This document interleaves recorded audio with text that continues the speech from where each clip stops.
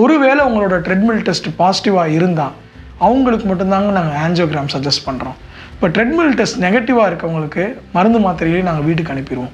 So உங்கள் இருதயம் ஃபிட்டாக இருக்கா அப்படின்னு தெரிஞ்சுக்கணுமா, எவ்ரி இயர் ஒரு இசிஜி, ஒரு எக்கோ, ஒரு டிஎம்டி பண்ணுங்க. 40 வயசுக்கு மேலே இருக்கவங்க கண்டிப்பாக அல்லது எல்லோரும் பண்ணணும். எஸ்பெஷலி முக்கியமாக பார்த்தீங்கன்னா சர்க்கரை வியாதி இருக்கவங்க, கொலஸ்ட்ரால் இருக்கவங்க, பிபி இருக்கவங்க அவசியம் பண்ணி பார்க்கணுங்க. எப்படி டாக்டர் ஞாபகத்தில் வச்சுக்கிறது? நான் என்னோடய பேஷண்ட்ஸ்கிட்ட நான் யூஸ்வலாக அட்வைஸ் பண்ணுறது இதுதாங்க. உங்கள் பிறந்தநாளை ஞாபகத்தில் வச்சுக்கோங்க.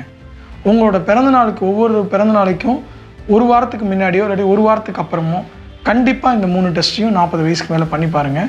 ஏதாவது ஒரு ஹார்ட்டில் ப்ராப்ளம் இருந்தால் அது வரத்துக்கு முன்கூட்டியே நம்மளால் கண்டுபிடிச்சிக்க முடியும்.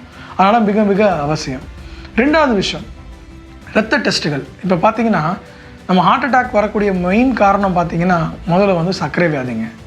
அன்கண்ட்ரோல் சுகர்ன்றது ஒரு முக்கியமான காரணம் ஹார்ட் அட்டாக் வரதுக்கு. அதனால் உங்கள் சுகரை செக் பண்ணுங்கள். பக்கத்தில் இருக்க சுகர் டாக்டர்கிட்ட காட்டுங்க, ஃபேமிலி ஃபிசிஷியன்ட்ட காட்டுங்க. சுகர்ஸை வந்து கண்ட்ரோல் பண்ணி வச்சுக்கோங்க. இந்த 3 மாதத்துக்கு ஒரு தடவை எடுக்கக்கூடிய HbA1c அப்படின்னு சொல்கிறோம்.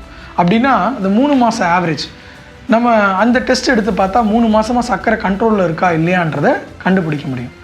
ஏன் அது வந்து 7க்கு கம்மியாக இருந்தால் ஓகேங்க, 7க்கு மேலே இருந்தால் கண்ட்ரோலில் இல்லைன்னு அர்த்தம். ஏன் இந்த ஆடிட் தேவைப்படுது, 3 மாதத்துக்கு ஒரு தடவை இருக்கிறது தேவைப்படுது அப்படின்னா, ஜென்ரலாகவே பார்த்தீங்கன்னா மனித பண்பில் இப்போ நாளைக்கு கிளம்புற நம்ம சுகர் டெஸ்ட் பண்ண போகிறோம் நமக்கு தெரிஞ்சிருச்சுன்னா இன்றைக்கி நைட்டே நம்ம சாப்பாடை குறைச்சிடும், அடுத்த நாள் கிளம்புற சாப்பிடவே மாட்டோம். டெஸ்ட் எடுத்துகிட்டு ஒரு லோவான ஒரு வேல்யூவை கொண்டு போய் டாக்டர்கிட்ட காட்டுவோம்.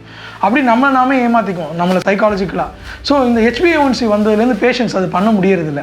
ஏன்னா 3 மாதம் அவங்க சுகர் கண்ட்ரோல் எப்படி இருக்குன்றது டாக்டருக்கு கண்டிப்பாக தெரியுது. ஸோ அதனால் மருந்துகளை அட்ஜஸ்ட் பண்ண முடியுது. ஸோ இது ஒரு முக்கியமான டெஸ்ட்டு, கண்டிப்பாக நீங்கள் பண்ணிக்கணும்.